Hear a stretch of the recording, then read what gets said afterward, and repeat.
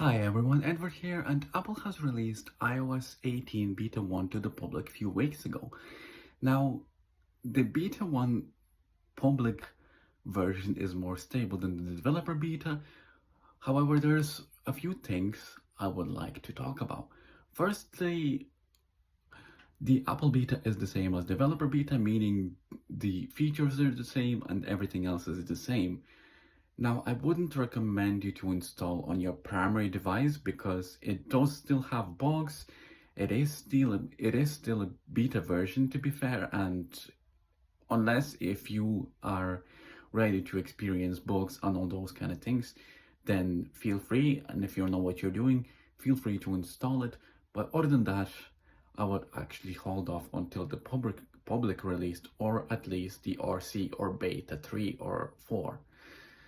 And the other thing is they had also released watchOS 11 Beta 1, iPadOS 18 Beta 1, and the AirPods firmware Beta 1. So they have released all the different softwares to the public, which is great to hear. Now, the other news from Apple is that they're already working on iPhone 17 and 18 designs. Now, what I did hear that the iPhone 17 and 18 would have a more thicker design and more larger display, but that's what typically Apple does with each release of their device, so that's not surprising, because every time when they release a new device, they always say, oh, we make the camera larger, we make the display larger, and all those kind of things.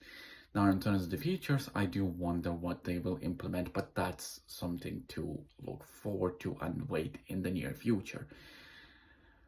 I was a bit surprised to hear that they're working on the iPhone 18 and 17 because the iPhone 16 is not out yet. So I'm like, whoa, slow down. So that's a bit of a surprise. The other news from Apple is that they have been working on Apple Watch X, or Apple Watch 10, as most people would call it.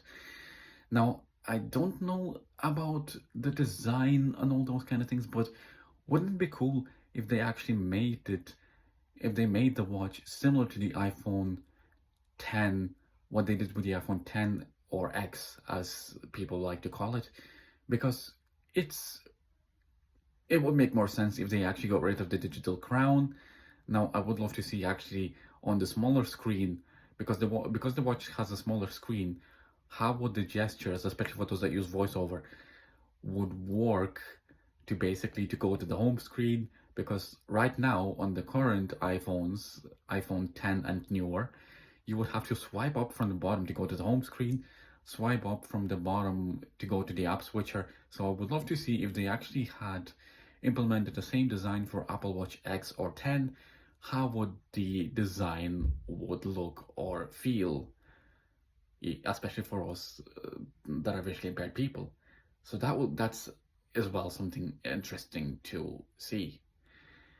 And that's pretty much all the main thing I heard from Apple. Fair play to them for actually going ahead with the new devices. I know it's a bit early to talk about that, but that's something to look forward to in the near future.